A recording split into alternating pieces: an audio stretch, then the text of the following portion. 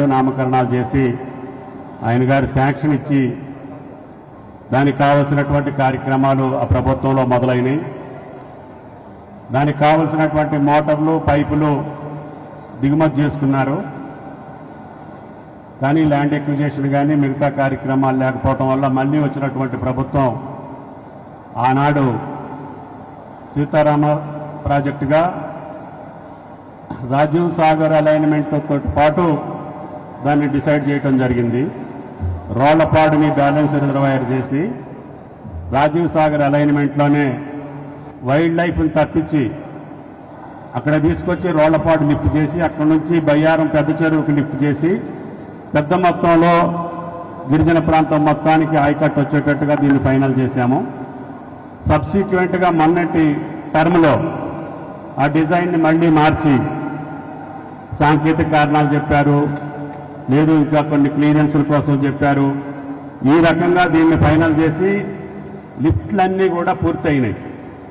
కాబట్టి దీన్ని ఎట్లాకట్లా ఈ ప్రభుత్వం భారమైనా కష్టమైనా నష్టమైనా దీన్ని ఉపయోగంలోకి తీసుకురావడానికి ఏం చేయాలి అని చెప్తే ఇమ్మీడియట్గా కెనాల్ పూర్తయిన కాడికి లింక్ కెనాల్ తీసుకొని వైరా ప్రాజెక్టులో వేసి అక్కడి నుంచైనా సాగర్ ఆయకట్టు రాకపోతే నీళ్లు వదులుకోవచ్చు.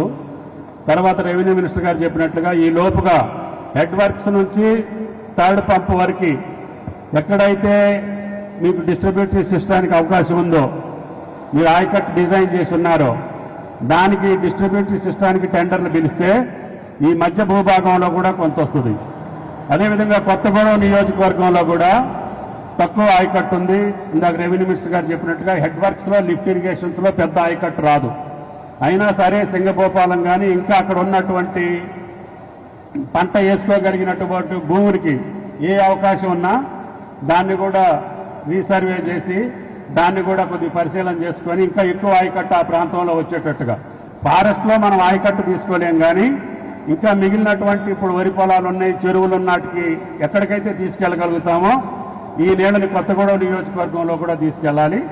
దాని తర్వాత ఫైనాన్స్ మినిస్టర్ గారు చెప్పినటువంటి 2 టన్నెల్స్ని టార్గెట్ పెట్టుకొని జూలూరుపాడికి ఇమ్మీడియట్గా మీరు డిసిషన్ తీసుకొని అడ్మినిస్ట్రేటివ్ శాంక్షన్ ఇవ్వాలి. అది 2 కిలోమీటర్ల టన్నెల్.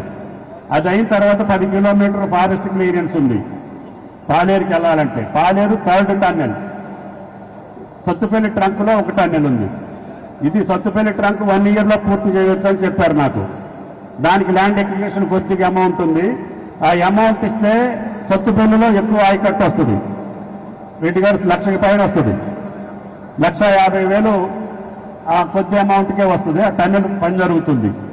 సత్తుపల్లి ట్రంకు వైరాయి పూర్తి చేసుకుంటూనే మంత్రులు చెప్పినట్లుగా ఆ 2 టన్నెల్స్ని కూడా పూర్తి చేసుకొని ఫారెస్ట్ క్లియరెన్స్ తెచ్చుకోగలిగితే ఇమ్మీడియట్గా ఫైనాన్స్ మినిస్టర్ గారి యొక్క ఆయన యొక్క దయ అనుకోండి, లేకపోతే దాష్టీకం అనుకోండి, ఏదో ఒకటి ఆయన ఎమ్మటెమ్మటే పైసలు ఇవ్వాలి. రెవెన్యూ మినిస్టర్ గారు ల్యాండ్ ఎక్విజిషన్ చేయాలి. ఉత్తమ్ కుమార్ రెడ్డి గారు ఎగ్జిక్యూటివ్ చేయాలి. ఈ 3 జరిగితే నీళ్లు వస్తాయి. కాబట్టి దయచేసి ముగ్గురు వచ్చారు కాబట్టి తప్పకుండా ఈ ప్రాజెక్టుని ఎంత వీలైతే అంత, నా కోరిక గోదావరి జలాలు ఖమ్మంలో 10 లక్షల ఎకరాలకు రావాలని. 7 లక్షల ఎకరాలు సుమారు కొత్త ఆయకట్టు, 3 లక్షల దగ్గరగా 2.5 లక్షల ఎకరాలు సాగర్ ఆయకట్టుకి. అది స్టెబిలైజేషన్ మాత్రమే. కాబట్టి భద్రాచలం ఏరియాకి ప్రగళ్లపల్లి ఒక లిఫ్ట్ ఇరిగేషన్ ఉంది. అదొక్కటి పెడితే దొమ్మగూడెంలో 30,000 ఎకరాలకి నీళ్లు వచ్చే అవకాశం ఉంది తాలిపేరు పైన. కాబట్టి వీటిని రెవెన్యూ ఇరిగేషన్ మినిస్టర్ గారు పెద్ద మనసుతోటి నల్లగొండలో టన్నెల్ పూర్తయితే నా భాగస్వామ్యం కూడా ఉంది అందులో.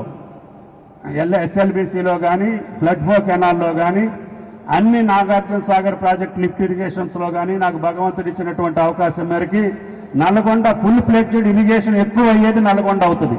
అది ఉత్తమ్ కుమార్ రెడ్డి గారి నాయకత్వంలో ఆయన మంత్రిగా ఉన్నప్పుడు టన్నెల్ ఒకటి పూర్తి చేసుకుంటే ఫ్లడ్ ఫ్లో కెనాలు ఎస్ఎల్బీసీ మొత్తం దేవరకొండ మొత్తం ప్రాంతం ఇరిగేషన్లోకి వస్తుంది.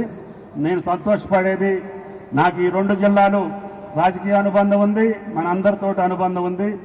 ఎక్కువ గిరిజన ప్రాంతం ఉన్నటువంటి ఈ జిల్లాలకి ఈ 2 మీరు మనసులో పెట్టుకొని మా శాసనసభ్యుల కోరిక మేరకు ఎక్కడెక్కడ అవసరం ఉంటే కొద్ది అమౌంట్ తోటి ఇమ్మీడియట్గా పనులు జరిగే వాటిని ప్రయారిటీ పెట్టుకొని మీరు ఇట్లా పూర్తి చేయాలని చెప్పి నా కోరిక. Thank you.